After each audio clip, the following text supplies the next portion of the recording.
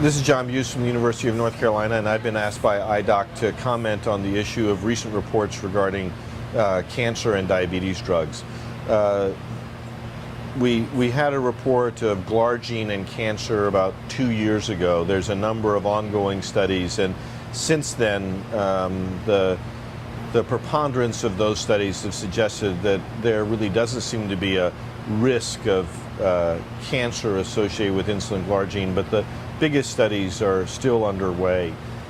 Subsequently, a few months ago, there was an association of pioglitazone with bladder cancer, and that was restricted to long-term users of the drug, and not all the analyses have suggested that association.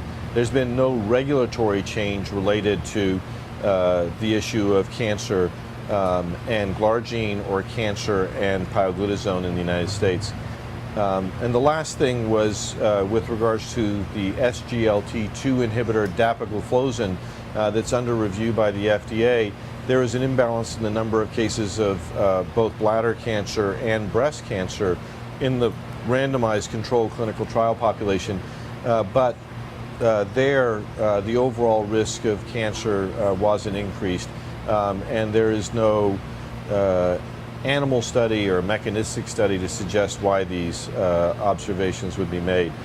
So that's a drug under regulatory review and not available as a marketed product. I think one of the overarching issues for physicians to be aware of is that patients with diabetes are at increased risk of cancer. It is, in my mind, completely unclear that any diabetes drug is associated with any increased risk versus other treatments, and we will need better studies.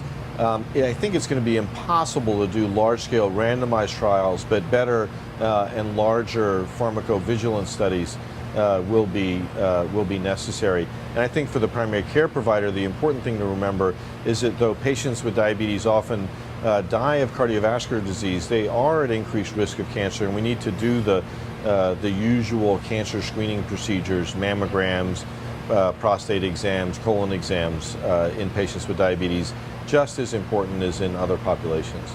So for IDOC, this has been John Buse. Thank you very much.